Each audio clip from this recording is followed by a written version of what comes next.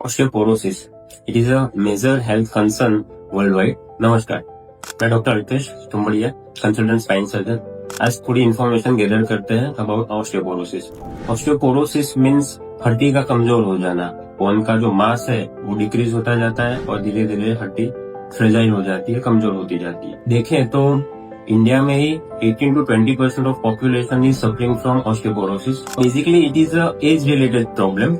After 50 to 55 years of female, they are more affected because of the menopause.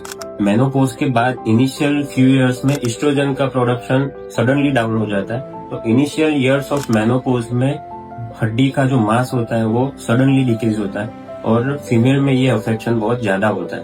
और mail में जब testosterone का level धीरे धीरे कम होता जाता है आफ्टर 60-65, तब हड्डियां कमजोर होती है। पर मेल में कंपेयर टू फीमेल धीरे धीरे टेस्टोस्टेरोन डाउन होता है, तो उनमें अफेक्शन थोड़ा स्लो डाउन होता है। अब कुछ यंग एज ग्रुप में भी ये इन्वॉल्वमेंट होता है, हड्डियां कमजोर होती है। तो बेसिकली कौन से ऐसे पेशेंट्स है या रिस्क फैक्टर्स है जिनमें ये अफेक्शन होता है यंग एज में भी? एक जो पेशेंट्स ज्यादा कंज्यूम करते हैं अल्कोहल का या फिर ज्यादा स्मोकिंग करते हैं, कुछ रिचुअल्स कल्चरल पॉपुलेशन में भी ये अफेक्शन होता है। लाइक मुस्लिम लेडीज जो बुर्खा पहन के रखती है पूरे दिन, या तो फिर कुछ ऐसे कल्चरल पॉपुलेशन जिनमें पूरा शरीर ढक के रखना जरूरी होता है। सनलाइट एक्सपोजर कम होता है और विटामिन डी की डेफिशिएंसी बहुत कॉमन होती है ऐसे पेशेंट्स में।